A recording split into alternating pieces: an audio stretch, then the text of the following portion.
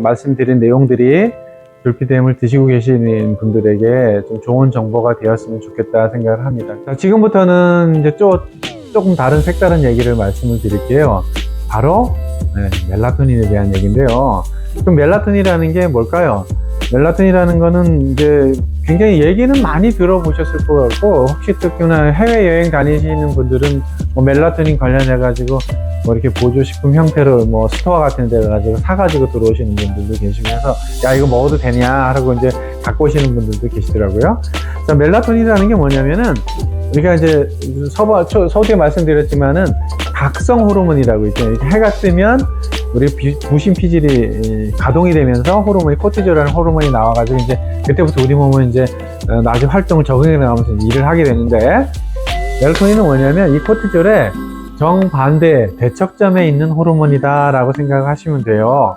즉 우리가 이제 진정과 수면을 이제 트리거 유도시키는 뇌에서 분비되는, 성과체에서 분비되는 호르몬인데, 이 멜라토닌이 보통 그 최대 분비되는 양이 많이 나오는 게 10대라고 하고요.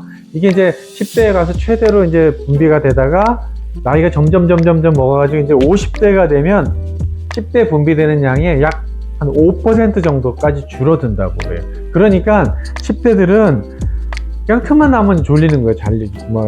잠이 달고 막 그냥. 그런데 이제 나이가 먹어가면서 점점 잠이 없어진다고 그러잖아요. 뭐 저도 요새 잠 자꾸 줄어드는 것 같긴 한데, 이렇게 이제 나이 먹으면서 급격히 이제 수면이 줄어드는 게 이 멜라토닌의 어떤 생리적인 분비 사이클과 관계가 있는 걸로 알려져 있습니다. 그래서 우리가 멜라토닌을 외부에서 섭취를 하면 불면증 치료에 도움이 되지 않겠느냐라는 생각이 이제 할 수가 있겠죠. 그러다 보니까 이제 우리나라 말고 해외에서는 이 멜라토닌이 보조식품 형태로 굉장히 많이 개발이 되어 있거든요. 실질적으로 멜라토닌은 굉장히 많은 연구에서 상당히 안전한 물질이다라고 이제 알려져 있고, 그러다 보니까 뭐 제가 찾아보니까는 대부분의 나라에서는 멜라토닌을 이제 드럭스토어라는 곳에서, 또는 뭐 경우에 따라서는 뭐 홈쇼핑에서도 주문해서 살 수 있는 것으로 알려져 있고요. 아이들 같은 경우에 수면 사이클이 맞지 않는 경우에는 아이들을 위해서 뭐 쿠키라든지 사탕이라든지 멜라토닌 시럽도 있는 걸로 제가 확인을 했고요. 즉 다양한 형태로 멜라토닌이 서구 쪽에서는 이제 사용이 되고 있는 것 같아요. 그런데 아직까지도 우리나라에서는 이 멜라토닌에 대해서는 조금 다른 보조식품에 비해서 엄격하게 통제를 하고 있습니다. 일부에서는 이제 전문약으로 처방이 되고도 있지만 그렇게 제한적인 용량이고요. 그 용량 자체가 굉장히 낮은 용량으로 지금 허가를 받고 있어요. 왜 이렇게 돼 있느냐, 차이가 있느냐, 저도 궁금해가지고 찾아봤는데, 일단 기본적으로 멜라토닌이 굉장히 안전한 물질이라는 건 맞는데, 가장 큰 문제가 뭐냐면은 이 멜라토닌이 수면을 유도하는 효과가 개인 편차가 너무 크다라는 거예요. 즉 어떤 사람한테는 조금만 먹어도 수면 효과를 보는 것 같고, 또 어떤 사람한테는 그 사람의 10배, 20배를 먹어도 별로 수면에 영향을 미치는 것 같지가 않다라는 거거든요. 즉 약물의 효능에 대한 정확한 용량, 스펙트럼을 정할 수가 없다라는 게 이 멜라토닌의 가장 큰 문제라고 합니다. 아마도 그렇다 보니까 국가에서 이런 보조식품 관련해서 효능을 인정하는 데 있어서 보수적인 입장을 취할 수밖에 없지 않느냐 하는 그런 생각을 가지게 되었고요. 그래서 이제 개인 편차가 굉장히 크다는 부분. 따라서 저 개인적으로는 멜라토닌 드시는 부분들에 대해서는 이렇게 뭐 크게 반대는 하지 않지만은 한번 드셔보시고 효과를 보시고, 내가 어느 정도 효과를 본다고 하면 보조제로서 활용을 하시고, 그닥 먹어도 효과를 보지 못하겠다 그러면 굳이 그 약물의 용량을 막 늘려가면서 먹는 것은 추천드리지 않는다입니다. 그 외에 이제 수면과 불면증에 효과가 있는 것을 알려진 것으로서 뭐 트립토판. 이제 트립토판은 뭐냐면은 아미노산 물질인데 이 멜라토닌을 만들어내는 전구 물질이에요. 그래서 전구 물질이 있으니까 전구 물질을 먹으면 멜라토닌이 좀 더 자연스럽게 만들어지지 않을까라고 해서 이제 기대해서 만들어진 일종의 보조식품이고요. 기타 아까도 말씀드렸지만 베네피질에 있는 가바 수용체를 자극할 수 있는 어떤 물질이라도 그 물질은 수면에 연관이 되어 있다, 수면 유도에 효과가 있다고 말씀드렸는데, 그러다 보니까 가바 물질을 자극할 수 있는 보조제들도 나와 있고요. 하지만 이런 그 외에 이제 글루탐산도 연관이 있다. 그래서 우리가 그 차이니즈 레스토랑 신드롬이라 해서 왜 그 아미노산이 많이 들어가 있는 또는 이렇게 고기 풍미가 많은 음식들을 먹으면 이게 식후에 졸리잖아요. 이게 이제 그 글루타민산이 보통 이제 육류에 많이 들어있는데 고기 먹고 나면 포만감이 생기고 만족감이 생기면서 약간 나른해지는 것들도 이런 글루타민산의 수면 유도 효과 때문인 걸로 알려져 있고요.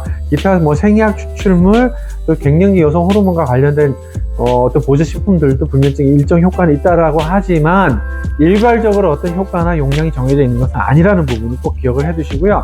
그냥 단순한 어떤 보조식품으로만 이해하시는 것이 맞다라고 생각하시면 됩니다. 기타 이제 뭐 수면 베개, 수면 침대, 수면 식단, 수면 운동법, ASMR 등등등이 있지만 이런 것들은 전부 다 일괄적으로 말씀드리긴 어려운 부분이 있고요.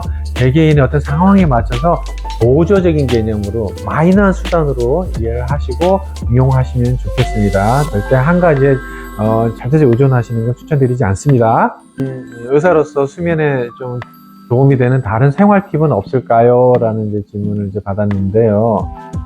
있죠. 첫 번째, 저는 제일 강조하는 게 수면 환경 중에서 어두운 수면 환경을 만들어라를 제일 많이 강조를 말씀을 드립니다. 그러니까 잠을 잘 때는 잠을 자는 환경 자체를 빛을 다 차단해 가지고 최대한 어둡게 만드는 거예요. 캄캄하게 만드는 거죠.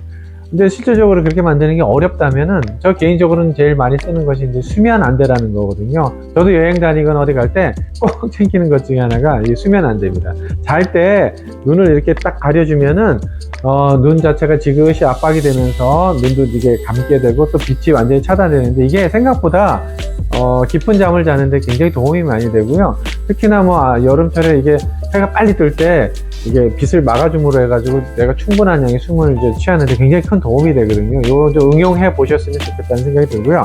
두 번째는 잠자기 전에 블루라이트를 만나지 말자. 블루라이트가 뭐냐면요. 요새 이제 스마트폰 같은 거, 그 기기들이 있잖아요. 이 기기들이 되게 해상도가 좋아요.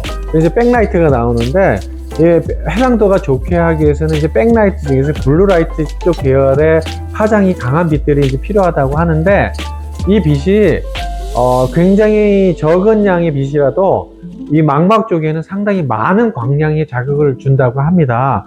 그래서 이 작은 빛만으로도 이 뇌 망막 쪽에 자극을 줘서 뇌를 자꾸 각성을 시키는 거예요. 해가 떠서 지금 밝은 낮이야라는 인식을 하게 하는 거죠. 이것이 잠을 들게 하는데 굉장히 방해가 된다고 하니까 참고해 주시고요. 따라서 자기 전에는 스마트폰 기기를 보는 걸 피한다든지 굳이 봐야 될 상황이라면 광량을 확 낮춰가지고 어둡게 한 상태에서 보기를 바라고요. 세 번째는 이제 정반대인데 낮에 활동할 때는 조도를 높이라는 거예요. 즉 센 빛을 만나라는 거예요. 즉 빛과 어둠이 명확하게 대비되는 생활을 하라 이런 얘기가 있더라고요. 근데 그것이 이제 기왕이면 규칙적인 게 좋고요. 야외 활동을 하면 제일 좋겠죠. 날이 좋을 때. 근데 그게 어려우면 실내에 있다고 하더라도 기왕이면은 조도를 좀 높여가지고 밝은 환경 속에서 일을 하는 것이 좋겠다라는 부분입니다. 네 번째는 이제 수면 의학을 하시는 분들이 굉장히 강조해서 말씀을 하시는 건데요. 이 수면 압박이라는 거거든요. 즉, 억지로 자려고 하지 마라 이렇게 돼 있어요. 즉, 우리가 이제 불면증을 가신 분들을 이렇게 이렇게 상담을 하다 보면은 그분들 공통점이 뭐냐면, 이 잠이 못 들면 어떡하지라는 불안감이라는 게 있다는 거예요. 오늘도 자야 되는데, 내일 뭐 해서 자야 되는데, 밤만 되면 난 두려워 하는 그런 부분이거든요. 그걸 우리가 수면 압박 상태에 있다라고 합니다. 근데 수면 의학을 하시는 분들은 그냥 이렇게 얘기를 하시더라고요. 아니 뭐 오늘 못 자면 내일 자지 뭐. 아니 내일 못 자면 내일 모레 또 자지. 이렇게 잠을 자야만 한다라는 강박적인 상황에 빠지지 마라라고 되어 있어요. 즉 일시적인 불면증이 가는 것은 그 몸의 신체에 크게 의외로 나쁜 영향을 주지는 않는다라는 거거든요. 오히려 내가 잠을 꼭 자야만 해라는 그런 강박적 상황에 빠지는 것이 불면증을 더 악화시킨다는 부분이거든요. 그래서 잠을 이루지 못하는 것에 대해서 좀 더 관대한 생각을 가져봐라 라고 되어 있고요. 여기서 한 가지 팁을 드리면은, 내가 잠을 자려고 누웠는데 10분이나 15분이 지나도 잠을 들지 못했다, 그런 상황이 되면 잠자리에서 벗어나서 나오라고 돼 있더라고요. 그리고 다시 다 불을 켜고 다시 뭐 책을 본다든지 뭘 하든지 일상생활을 하다가 다시 점이 올 것 같아, 그러면 그때 즉시 모든 스위치를 차단하고 잠자리로 들어가라는 거예요. 즉, 잠이 오지 않는다 그래서 어두운 방에 계속 있지 않게 해라라는 것도 하나의 팁이라고 하니까 참고해 주십시오. 자, 그 다음에 이제 5번째인데, 알코올은 도움이 되나요? 절대 도움이 안 됩니다. 불면증 치료에 있어서 나는 잠이 안 오면 술을 먹어야 돼. 그리고 술을 먹으면 좀 잠을 잘 수 있으니까 이거 뭐 약간 반주 삼아서 조금만 먹는 건 도움이 되지 않느냐고 하는데, 불면증 치료에 있어서 알코올은 절대 안 된다는 것이 교과서적인 정답이라고 합니다. 하지만 이게 결국 왜 문제가 되냐면, 알코올 자체가 알코올 의존을 가져온 거고, 알코올 의존과 불면증 자체를 또 고착화시키고, 수면에 또 술 먹고 잔다고 하더라도 수면의 질이 아주 떨어진다고 합니다. 그래서 추천드리지 않고, 또 하나는 알코올 자체가 어떤 충동적인 상황, 충동적인 행동을 일으킬 가능성이 많고, 또 다른 약재하고 같이 먹고 있을 때 이 알코올이 들어감으로 해서 예상치 못했던 약물 부작용이라든지 이런 것들이 생길 수 있기 때문에 수면을 위해서 난 술을 먹고 자야 된다라고 하는 부분은 완전히 잘못된 인식이라는 부분을 강조해서 말씀을 드리겠습니다.